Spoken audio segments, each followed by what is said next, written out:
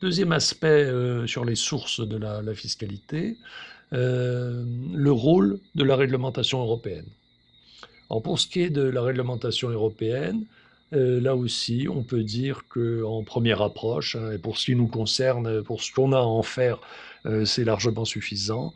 En première approche, le ou les principes d'intervention de l'Union européenne sont relativement simples, sont même très simples. Primo, il n'y a pas de fiscalité européenne. Donc il faut avoir ça en tête. C'est d'ailleurs un sujet politique, hein, au niveau de l'Europe. Est-ce que l'Europe peut se constituer en véritable État supranational avec sa propre fiscalité?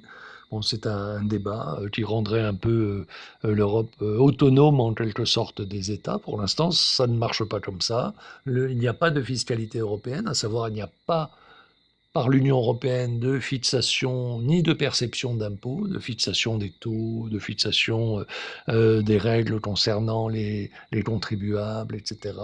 Bien sûr, il n'y a pas de perception d'impôts par une autorité européenne. De sorte que le budget de l'Union est fourni par les États membres. Donc ça, c'est la règle de base actuelle et depuis longtemps, enfin depuis le début, c'est-à-dire 1957. Secondo, les États sont les seuls, et c'est complémentaire de la règle que je viens d'évoquer, du principe que je viens d'évoquer, les États sont les seuls à pouvoir déterminer les impôts sur leur territoire, et en particulier, pour ce qui nous concerne, les impôts sur le revenu. Donc ça, c'est un point, deuxième point très très important, qui est complémentaire du premier. Tertio, et c'est un aménagement aux deux aspects, aux deux principes que je viens d'évoquer, la souveraineté fiscale des États ne doit pas aller à l'encontre des principes fondamentaux des traités européens, et en particulier du traité sur l'Union européenne et du traité sur le fonctionnement de l'Union européenne, et puis aussi depuis 2012 sur le pacte budgétaire européen, hein, qui intervient avec un traité qu'on appelle le traité de stabilité, qui permet à l'Union européenne d'avoir un œil sur les budgets des États. Donc voilà, ces trois principes sont fondamentaux pour expliquer, je dirais, la simplicité, si on peut dire, du jeu européen, du rôle européen en matière de fiscalité. Donc je rappelle très très rapidement, il n'y a pas de fiscalité européenne. Les États membres de l'Union européenne restent les seuls à pouvoir déterminer leur fiscalité, hein, leurs impôts sur leur territoire.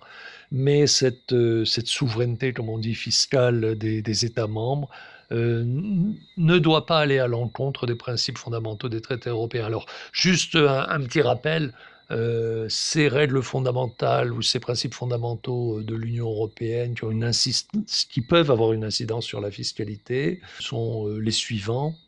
L'interdiction des discriminations selon la nationalité, c'est-à-dire qu'on ne peut pas traiter différemment des situations identiques. Par exemple, un Allemand qui travaillerait en France, il ne va pas avoir des impôts différents qu'un Français. Vous voyez, donc, ou une société allemande qui a son activité en France ne va pas être traitée de manière différente d'une société française. Donc, interdiction des discriminations selon la nationalité des personnes, donc physiques ou morales. Deuxième aspect, liberté de circulation et d'établissement des personnes physiques et morales partout en Europe. Sous-entendu des personnes physiques et morales européennes. Elles peuvent circuler, s'établir partout en Europe, et là c'est complémentaire, hein, de l'absence de discrimination, donc elles doivent être traitées de la même manière que des entreprises ou des personnes nationales. Troisième principe, la libre circulation des biens et des services, et aussi des capitaux, sans entrave sur l'ensemble du territoire européen. Quatrième principe, la libre concurrence.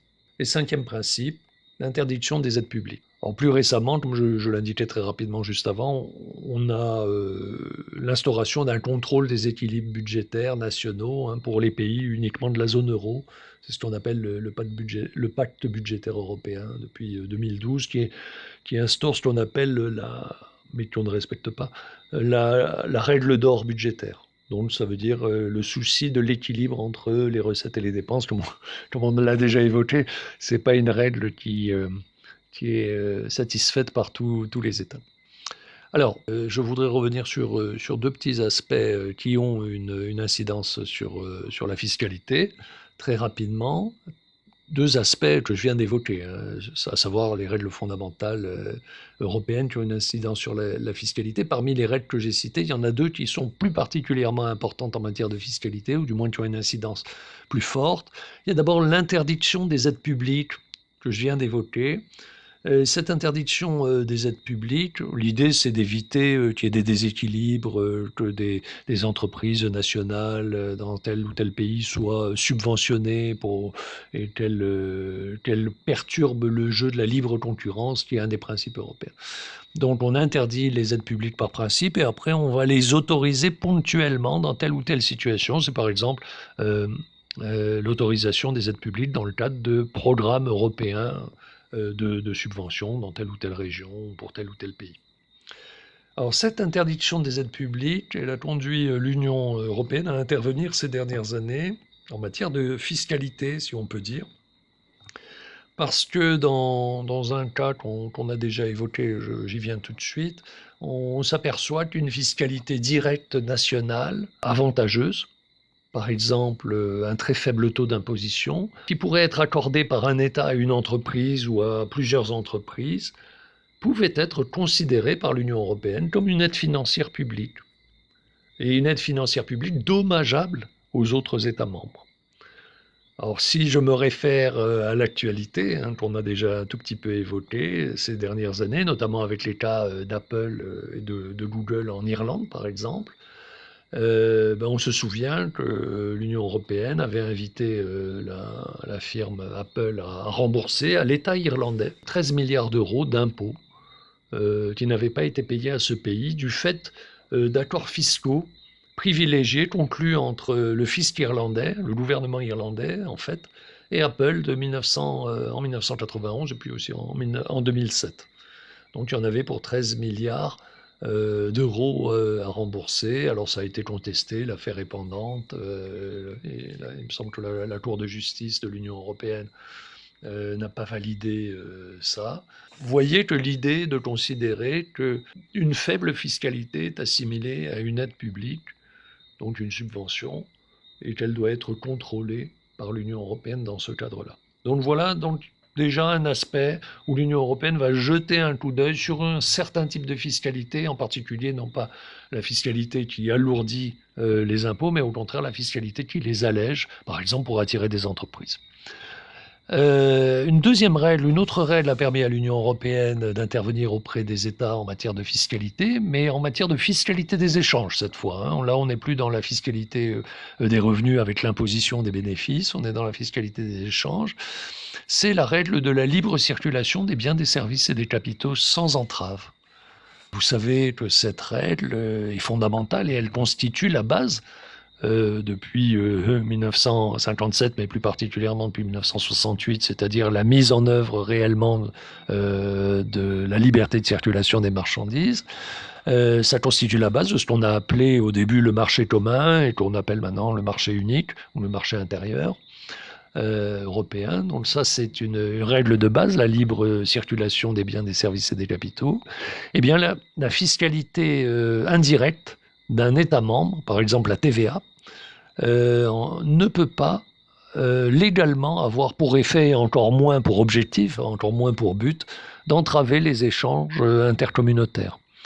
Autrement dit, là aussi, une fiscalité indirecte trop faible, en particulier, imaginons, je ne sais pas, un pays qui ne taxerait quasiment pas les cigarettes ou les alcools, et puis tous les gens voisins de ce pays, en tout cas proches de ce pays, viendraient se servir dans les supermarchés en cigarettes et en alcool.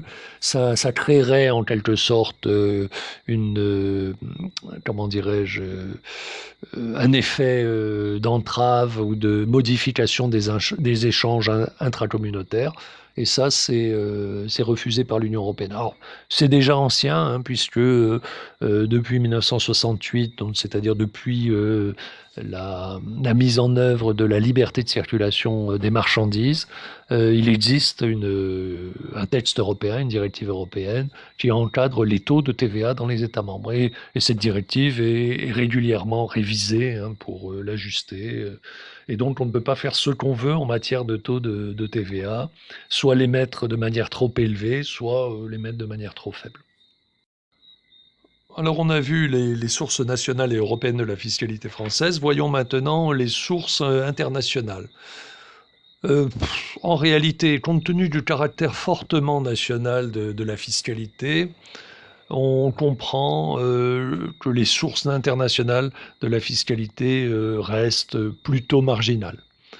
Malgré ça, l'importance des frontières et des pouvoirs des États sur leur territoire, et notamment bien sûr en matière fiscale, a pu apparaître aussi comme un frein à la mondialisation des processus de production et d'échange, hein, de biens, de services, et aussi un frein à la circulation des capitaux, mais aussi à la circulation des personnes et en particulier des travailleurs.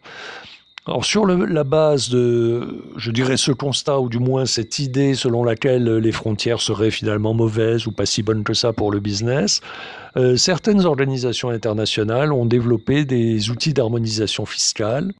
La question du rôle des organisations internationales, d'abord en matière de fiscalité, et comment ça impacte éventuellement la fiscalité française très rapidement.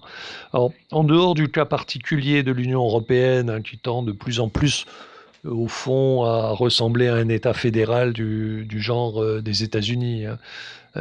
Plus à un État fédéral qu'à une organisation internationale. Donc si on met de côté l'Union européenne, il y a deux organisations internationales qui ont principalement travaillé sur la fiscalité, et plus précisément sur ce qu'on appelle l'harmonisation fiscale, avec une démarche très, très originale et très douce. On parlerait de soft power, euh, qui consiste à proposer aux États des modèles de convention fiscale. On va voir ça tout de suite. Donc ces deux organisations que je vais évoquer très très très rapidement, c'est l'Organisation de coopération et de développement économique, l'OCDE,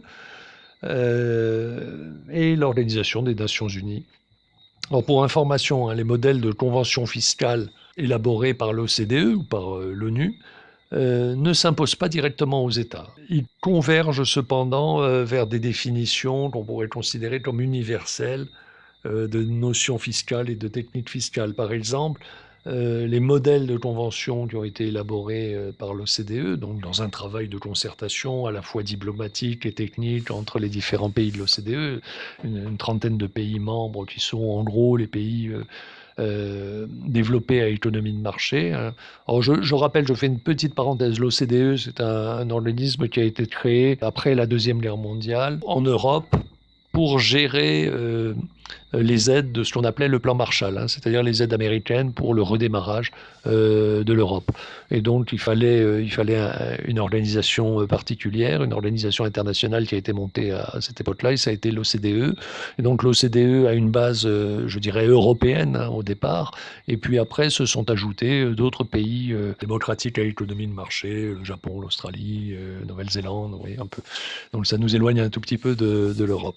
Donc l'OCDE et l'ONU, hein, également ont travaillé sur ces notions de convention fiscale, et ça a permis en particulier de créer des notions communes, la notion de contribuable, la notion de résidence du contribuable, la notion de source des revenus.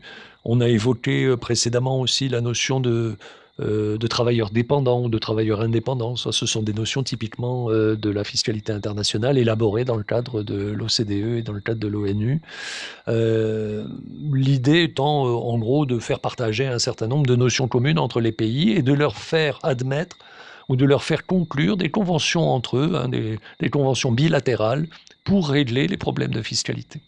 C'est-à-dire en fait des traités internationaux entre tel et tel État pour régler ces problèmes de fiscalité. Alors quels sont ces problèmes? Essentiellement des problèmes de répartition des impôts quand on est en face de cas de fiscalité internationale. Par exemple, une entreprise ou un travailleur qui réside dans un pays et qui va travailler dans un autre. Imaginons, je ne sais pas, EDF qui va construire une centrale électrique dans un autre pays. Donc le chantier va durer 2 ans. Comment on fiscalise à la fois les revenus des travailleurs d'EDF?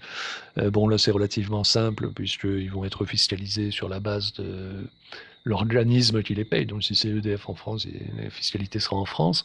En revanche, les bénéfices que pourrait faire EDF dans le cadre de ce chantier, est-ce qu'ils doivent être fiscalisés dans le pays d'accueil ou dans le pays d'origine, à savoir la France?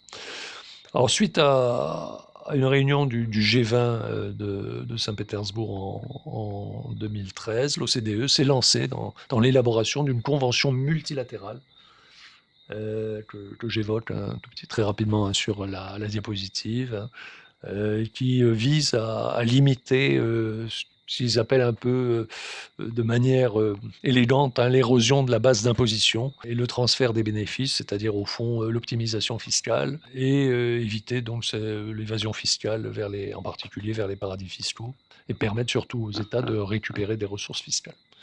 Donc cet instrument, cette convention internationale multilatérale, c'est une nouveauté hein, par rapport aux conventions bilatérales avec des modèles qui sont proposés par l'OCDE et l'ONU.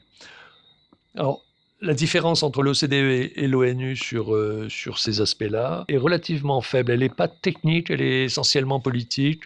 Dans le partage du pouvoir d'imposer, puisque c'est ça que règlent les conventions fiscales internationales, c'est-à-dire quand deux États qui ont leur propre souveraineté fiscale prétendent imposer la même activité ou la même personne, donc l'imposer deux fois, hein, c'est ce qu'on appelle la double imposition. Il faut essayer de partager ce pouvoir pour que la personne ou l'activité ne soit pas imposée deux fois. Hein. C'est la règle générale hein, du droit qui s'applique ici, et du droit international aussi, qu'on appelle non bis in idem, c'est-à-dire pas deux fois pour la même chose. Donc là, on va essayer de régler ça. La différence entre l'ONU et l'OCDE, c'est que dans ce travail de partage du pouvoir d'imposer, l'ONU va avoir une préoccupation qui va être essentiellement liée au développement et en particulier va favoriser dans ces modèles de convention un partage plus équitable au profit des pays en développement. C'est-à-dire, imaginons que Total trouve du pétrole ou exploite du pétrole, je ne sais pas, en Indonésie, et prétendent par exemple rapatrier tous les bénéfices tirés de l'exploitation du pétrole en France. Le modèle de convention fiscale qui va être applicable entre la France et l'Indonésie va peut-être dire non, ça va être 50% des bénéfices vont revenir à l'Indonésie puisque c'est dans leur pays que se fait l'exploitation, ou 80% des bénéfices et 20% en France, 50% et 50%, voilà. C'est dans ce partage des revenus, en quelque sorte, de l'exploitation que va se faire l'originalité des conventions, des modèles de convention de l'Organisation des Nations Unies.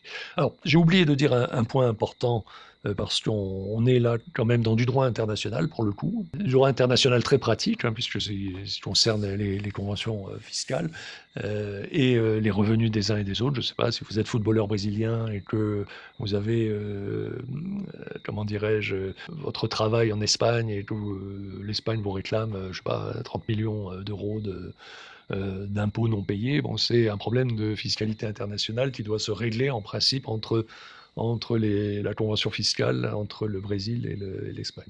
Alors, le point important en droit international, j'ai oublié de le dire, c'est que pourquoi on adopte des conventions fiscales internationales qui sont en fait des traités internationaux? Tout simplement parce qu'on est en face d'États qui ont la souveraineté, c'est-à-dire qu'ils sont maîtres chez eux en matière de fiscalité, donc il n'y a pas moyen de contraindre un État sans qu'il soit d'accord avec cette contrainte par voie de contrat, comme une personne. Et donc là, ces contrats, on les appelle des traités ou des conventions fiscales. Et donc les États sont d'accord sur un dispositif à mettre en œuvre. Et le deuxième aspect, c'est que justement parce qu'ils sont d'accord, le droit international prévoit que, et c'est traditionnel, hein, prévoit que les traités, les conventions internationales s'imposent aux États qui les ont signés. C'est-à-dire qu'ils doivent les respecter. Par contre, ils ne s'imposent pas aux États qui ne les ont pas signés. Ça veut dire que si vous avez une convention multilatérale avec des États qui n'ont pas signé cette convention, elle ne leur est pas applicable.